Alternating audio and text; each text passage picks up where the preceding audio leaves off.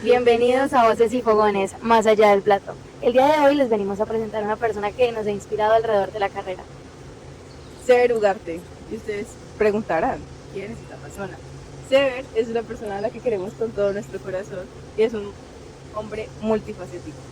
Ha estudiado fotografía, es profesor, investigador y doctor en filosofía y letras. Ustedes se preguntarán, ¿y esto qué tiene que ver con la gastronomía? Sever nos los contará más adelante. Hola Sever, Hola, ¿qué tal? ¿cómo estás? Bien, bien. Estamos muy agradecidas que estés aquí. Ser, tú antes nos comentabas que tú te defines como un bonobo y pues nos gustaría que nos hablaras de ello. Aparte no conocemos mucho de la palabra, entonces que Ok, ondemos en el tema un poquito. ok, mira, esto viene, es una historia un poco larga. Hace como, no sé, como 3 décadas atrás, en un curso con una serie de personajes interesantísimos del mundo de la ciencia, del mundo de la universidad, ¿no? Pues tuve la suerte de tomar un curso con Isabel Bengue, que es una profesora primatóloga, y esta profesora de la Universidad de Oxford, es chilena creo, si no lo recuerdo mal, nos introdujo al mundo de los bonobos. ¿Qué son los bonobos? Pues son los primates, igual que lo somos nosotros.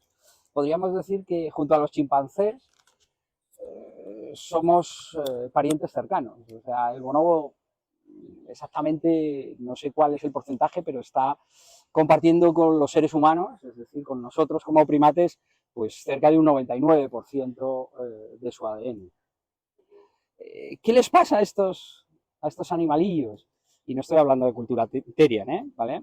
Eh, pues que habitan uno de los lugares más interesantes, más fértiles del planeta Tierra, que es el delta del río Congo.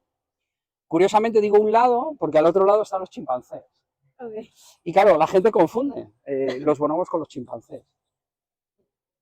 Los bonobos tienen una cultura muy diferente, son físicamente muy diferentes. Se les llama simios pigmeos, Okay. pero los bonobos primero tienen una antropología y una etnografía completamente matriarcal, cosa que es contraria, por ejemplo, pues a muchas comunidades de nuestra especie y lógicamente los chimpancés, que es completamente patriarcal. Ya ese es una de las o esa es una de las características principales que definen a estos simios. En segundo lugar, no solo las hembras son las que llevan, ¿no?, por así decir, el grupo familiar, sino que dirimen sus diferencias jugando o incluso, me vais a perdonar por el verbo que voy a utilizar, pero follando. Y esto ya me parece extraordinario, que alguien juegue y folle al mismo tiempo para dirimir un desacuerdo y para encontrar un consenso, me parece buenísimo. O sea, me parece interesantísimo. Porque uno se queda más relajado después de hacer el amor. Eso nos ha pasado a todos cuando hemos hecho el amor, ¿no? Y empezar desde la relajación creo que baja el estrés, baja un tono la disputa. Y creo que eso es algo, es una característica que me parece que yo la he desarrollado o intento desarrollarla a lo largo de mi vida, ¿no? Por eso digo muchas veces que soy eso, es un simio de esa especie, ¿no? Un bonobo. Tengo que tener un poquito más de ADN, yo creo que, o creo, pienso, ¿no?, en ello, tener un poquito más ese bonobo que está en mí, un poquito más desarrollado. Porque me gusta la discusión, me gusta la reflexión, pero no me gusta el mal rollo, ¿no? O sea, me gusta que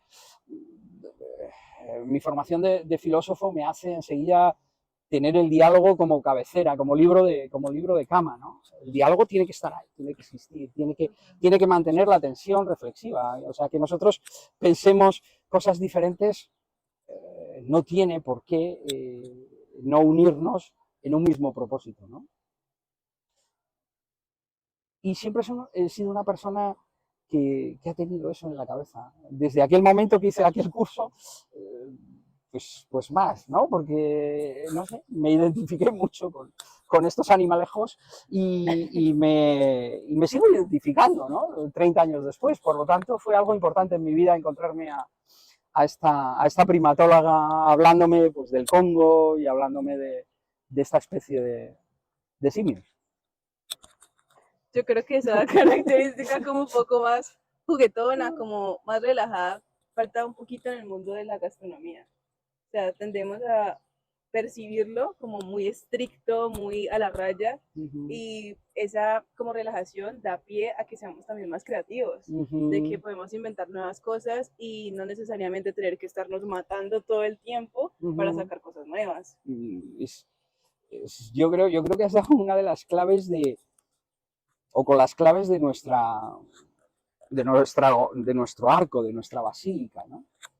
Y es que a veces entendemos que somos personas donde la máxima exigencia tiene que ser nuestro plato de cada día, ¿no? Yo soy de los que pienso en otra dirección. Una cosa es el rigor, otra cosa es que por supuesto que hay que ponerse el listón alto y la exigencia alta, pero no podemos vivir constantemente en la tensión de buscar la perfección, o sea, la perfección en lo que hacemos. Yo creo que cuando hacemos eso, nos separamos de un contenedor básico, ¿no? Que como seres humanos pertenecemos, ¿no? al ciclo de la naturaleza, la naturaleza como contenedora de vida, ¿no? De lo que somos como especie.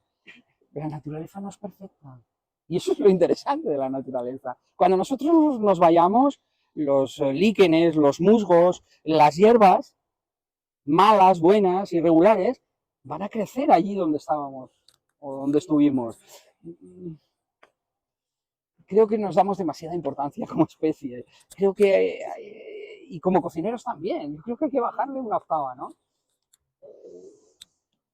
Sí, yo creo que hay que bajarle una octava. Esa exigencia creo que no nos lleva muy lejos. Nos agota. O sea, no entendemos que un cocinero no es un corredor de velocidad. O sea, cuando un chico de primero de carrera dice, no, es que yo he venido aquí para ser chef, yo me quedo como frío. Primero, yo no te puedo decir que vas a salir de aquí siendo chef, porque no lo vas a hacer. Yo no tengo ese título ni lo tiene ninguna universidad en el mundo. Eso puede ser un eslogan, pero que nadie te venda la moto de que tú vas a ser chef. El chef implica una carrera de fondo. Y una carrera de fondo, todo el mundo sabe que un maratón tiene 42 kilómetros. Y 42 kilómetros se corren con la cabeza, no solo con las piernas. Porque hay que saber dosificarlo, porque hay que saber ir poco a poco, paso a paso, kilómetro a kilómetro, hora a hora. O sea, no es algo que se construya desde el talento, porque hago así y ya aquello sale rico y es. No, eso no funciona así en la cocina. La cocina es una acumulación de muchos conocimientos que me preceden, de muchas aventuras en solitario donde no hay nada y lo tienes que hacer todo. Y de ahí nace algo que me parece importantísimo para el ser humano, ¿no? Y que creo que muchas veces obviamos, que es la innovación, ¿no? Yo siempre digo que la innovación sale o nace de la tradición. Y la gente se vuelve loca con este pensamiento, ¿no? Porque dice, ¿cómo así? ¿Cómo así? Pues sí, yo creo que hay que mirar atrás desde el presente para estar preparado, no preguntarse qué va a venir, sino para estar preparado a lo que va a venir. Pero creo que es de ley estar siendo consciente muy en este presente, entendiendo qué me ha precedido, ¿no? O sea, antes hablábamos de una salsa para croquetas, ¿no? O de una crema para croquetas como es una bechamel. Si no sabemos hacer un rush, es muy difícil que cuando le agreguemos leche, aquello vaya a la contextura o a la textura que queremos, ¿no? Entonces, yo creo que todo tiene su momento y también su espacio, ¿no? Y todo tiene su peso. Y hay que, bueno, es una forma de equilibrio, ¿no? En el fondo es una forma de equilibrio. Algunos le llaman receta. Pues sí, pues puede ser una receta, pero hay que meterle ese desconocimiento. A la receta hay que meterle desconocimiento. Uno no puede tener un manual de instrucciones siempre pensando que con un taladro puedes colocar el cuadro en la pared. creo que lo importante es colocar el cuadro en la pared, no el taladro que tenga, ¿no? Eso es fundamental. Bueno, empezamos a ver. Queremos saber un poco más de ti, que nos comentes, bueno, qué te ha traído a ti hasta el mundo de la gastronomía, Ajá.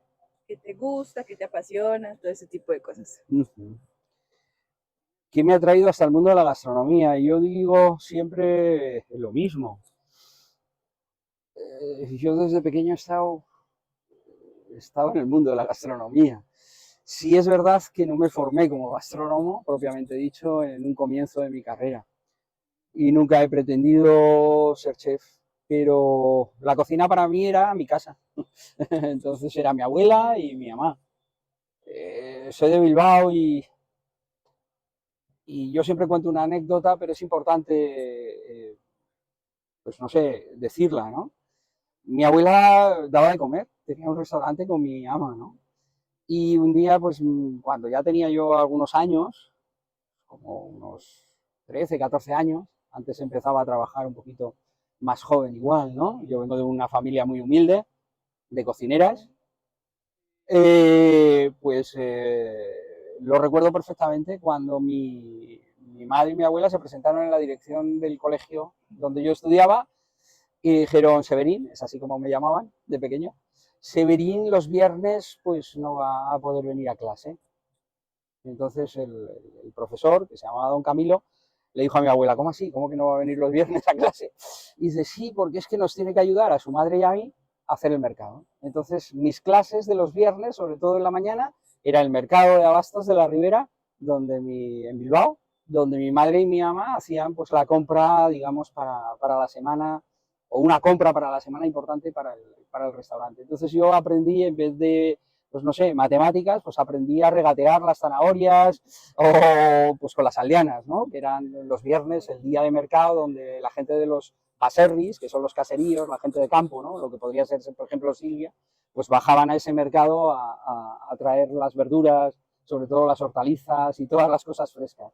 Y así aprendí, pues eso, a comprar en el carnicero, a elegir el mejor corte, sobre todo a saber lo que luego me depararía la vida, ¿no? Junto con mi hermano, él tuvo muchos años, fue mayorista de Mercabilbao, de pescado, entonces, pues mi familia siempre ha estado muy relacionada con el tema de la gastronomía, ¿no? Y ahí aprendí, por ejemplo, pues a distinguir los pescados, lógicamente a cocinarlos porque lo veía a mi abuela y a mi mamá hacer, pero sobre todo a comprar, ¿no? Para mí el mercado es algo fundamental que no he perdido con los años, siempre. Estuviese estudiando o formándome en cualquier otra disciplina, porque ya digo, no soy cocinero, para mí ir al mercado es un ritual que incluso en esta etapa de mi vida, pues me encanta, ¿no? Me encanta hacerlo y soy de los que voy al mercado con mi cesto, me conozco a las señoras que me venden las zanahorias, me fían, o sea, es más, soy un cliente como de toda la vida más, aunque lleve poco tiempo en Colombia. Qué bonito, uf, o sea, como que es muy marcado y como desde siempre. Creo que la pasión viene desde siempre, ¿no? Sí, claro, o sea, si algo me enseñaron, yo soy de los que digo que cuando a mí me preguntas, ¿no? No sé, ¿cuáles son las mejores croquetas que te has comido? Está claro que yo no voy a decir que ningún chef. Por mucha técnica que tengan, por muy finas que sean presentadas esas croquetas, para mí las croquetas de mi abuela son campeonas. Y son campeonas porque creo que tienen el mayor de los ingredientes que tú puedes aportar en un plato. Y es algo que tiene que ver con los intangibles, ¿no? Y que tiene que ver con el alma. Y si tiene que ver con el alma, para mí tiene que ver con la pasión. Es decir, tiene que ver con el amor. Tiene que ver con ese ingrediente que muchas veces obviamos, pero que está en una sazón de un plato simple, ¿no? Como pueden ser en un momento dado unas croquetas, aunque hay gente que no sepa hacer una buena bechamel. Totalmente. Bueno, para seguir un poquito como con la tradición de nuestro podcast, tenemos una pregunta para romper el hielo. Aunque pues hablar contigo no es que necesitemos romper el hielo, pero pues es una tradición que tenemos en el podcast. Listo. Entonces la pregunta es, ¿qué preparación o qué sabor del Valle del Cauca te encantó cuando llegaste? ¡Wow! Yo no llegué al Valle del Cauca. yo llegué al Cauca, yo llegué a Popayán, venía de vivir en París en el 2016, entonces llegué, pues, llegué desde Madrid, hice París-Madrid, Madrid-Bogotá, Bogotá-Popayán, y llegué a la Universidad del Cauca.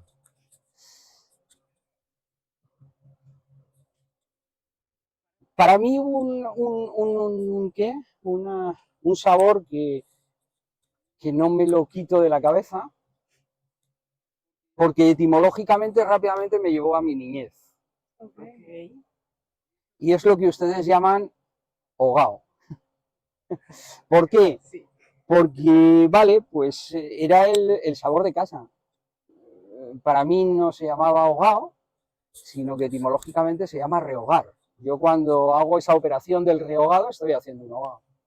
Okay. Entonces, bueno, pues indudablemente en Bilbao no hay achiote o no hay algunas especies que puede haber aquí, pero del mismo modo que aquí no hay pimentón de la Vera o cosas de este tipo con las que hacemos ese rehogado, ¿no? Que yo creo que es la base de un montón de cosas, ¿no? Sí. Yo, por ejemplo, la primera vez que hice a mi suegra y a mi suegro unos pericos, para mí, unos huevos revueltos, pues le metí pimentón de la Vera y ellos estaban flipando porque decían, pero ¿cómo así? Esto tiene tomate, tiene cebolla larga, pero sabe a otra cosa. ¿Qué otra cosa es? Pues es pimentón, por ejemplo, ¿no? O sea, es una base, ¿no? Pues igual diferente, pero una base de ese hogado que ustedes pueden estar teniendo, pues como uno de los pilares indiscutibles de la cocina del norte, del sur, del este y del oeste de Colombia. Claro. Sí, yo pienso que, por ejemplo, normalmente cuando uno llega a un lugar nuevo, siempre busca eso, que le recuerde algo de Sí, que le claro. mueva a uno el corazón. Sí, sí. Severo. Nosotras aquí, haciendo nuestra investigación previa, Uh-huh. nos dimos cuenta que eres una persona bastante formada, pero que tuviste como un salto en diferentes, como podríamos decir, ciencias o ramas. Uh-huh. O sea, empezaste por la fotografía, la educación, luego terminaste haciendo un doctorado en filosofía y letras. O sea, ¿cómo todo esto te dio a ti, digamos así, como una idea de inmiscuirte en el mundo de la gastronomía? Uh-huh. Uf, es una pregunta complicada, yo también me la hago porque esto aparece pues apenas 5 años, ¿no? Cuando me ofrecen pues dirigir una carrera como gastronomía y artes culinarias. Y alguien dirá, bueno, ¿qué hace un filósofo, fotógrafo, artista? Es que yo creo que cuando hablamos de artes, estamos hablando de humanidad. Y es que esa humanidad lo compila todo, ¿no? Es como un gran tesaurus, ¿no? ¿Por qué empecé haciendo fotografía? Porque, bueno, mi primera carrera es Bellas Artes, donde hacía desde teoría de color hasta, o sea, asignaturas que tenían que ver con la historia, con la estética, con el taller, con el laboratorio, ¿no? Yo no encuentro demasiadas diferencias entre coger un cincel y un martillo y coger un cuchillo y una tabla de picar. Para mí es todo lo mismo, o sea, son cosas que creo que han estado en el ser humano desde que el ser humano tiene uso de razón, ¿no?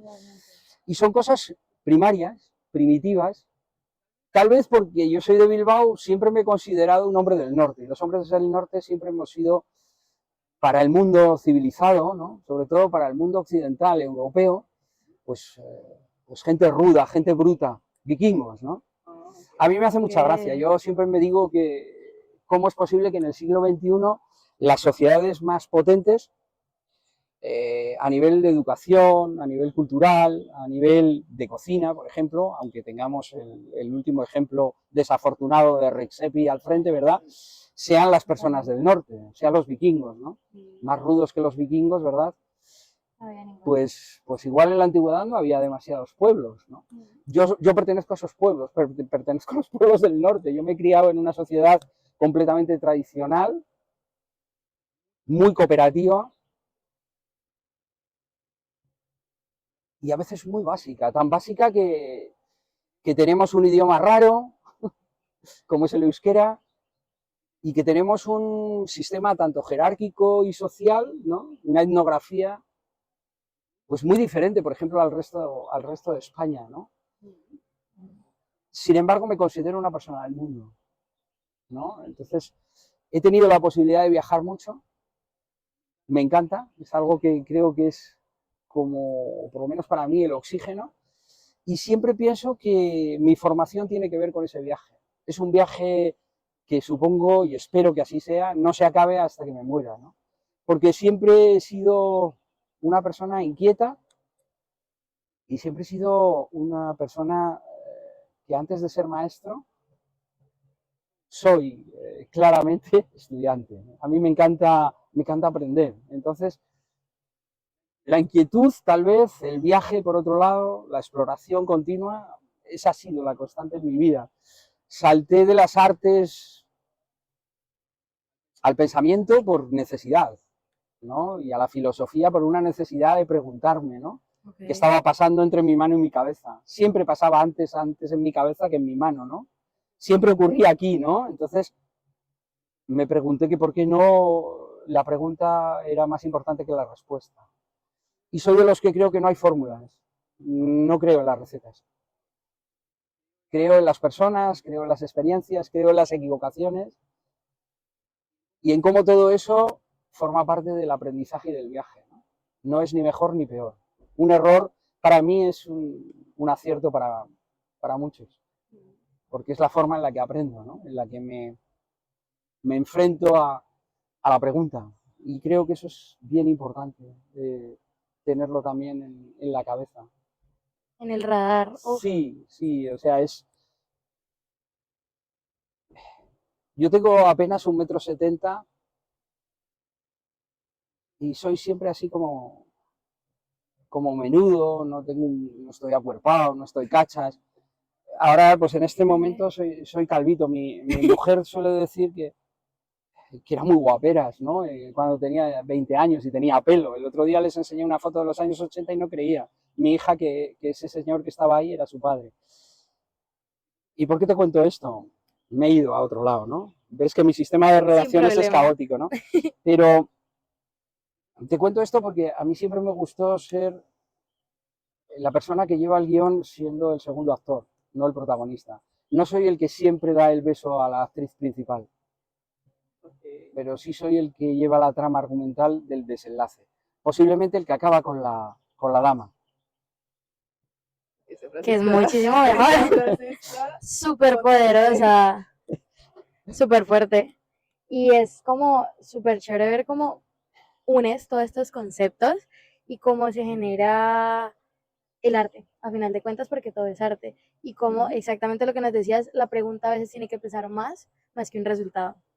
Y yéndome por esta línea, nos contabas sobre experiencias y me gustaría hacerte la pregunta, hacer tú desde todos estos rubros que conoces, todos estos conocimientos que tienes, ¿cómo lo unes para crear una experiencia, para crear un plato? Ya que nos dices que no crees en una receta, o sea, ¿cómo vas uniendo todo esto, todos estos conceptos para poder tener algo tan contundente como lo que hemos hecho alrededor de la carrera?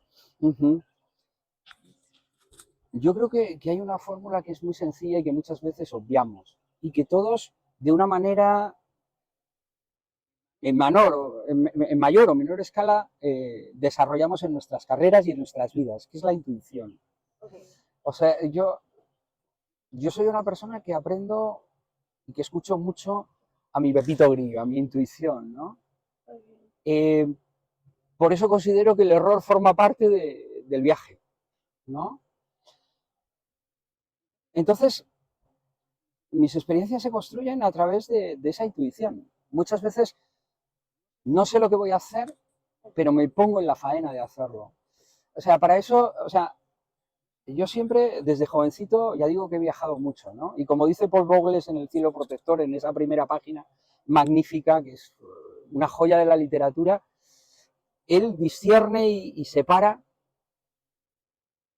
la definición de un turista y la definición de un viajero, ¿no? El turista es aquel que compra el billete de ida, pero también de vuelta, y sabe perfectamente cuál va a ser su viaje. El viajero no. El viajero compra un billete no sabiendo muy bien cuánto va a durar su viaje, ni qué sitios son los que va a conocer.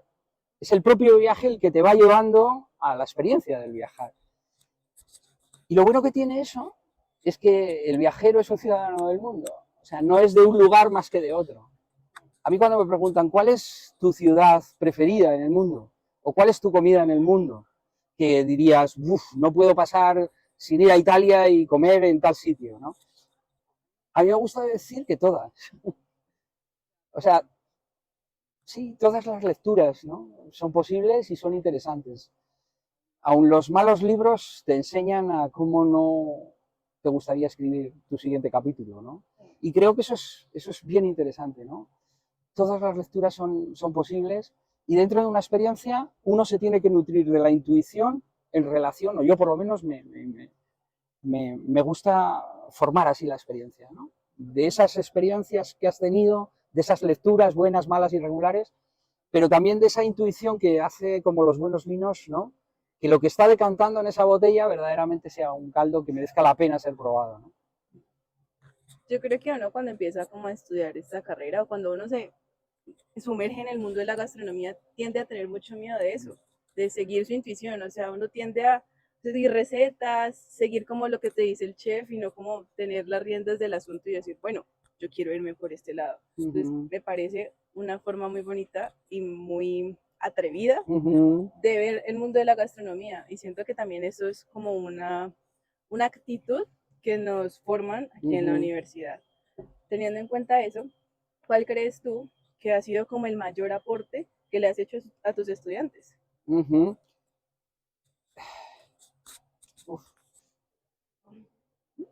Yo creo que ha sido el que aprendan a pensar antes de hacer,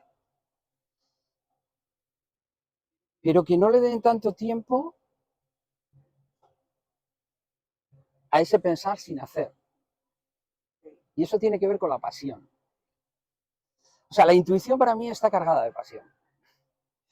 Entonces, la pasión no es un sujeto activo en la acción. Estoy hablando del cocinar. Y entre esos dos ingredientes, entre esas dos partes de la fórmula, poner esa intuición a través de la pasión a funcionar, es decir, a hacer que el pensamiento vaya a la mano, a la ejecución, está una de las cosas en las que creo firmemente, ¿no? Que es el learning by doing.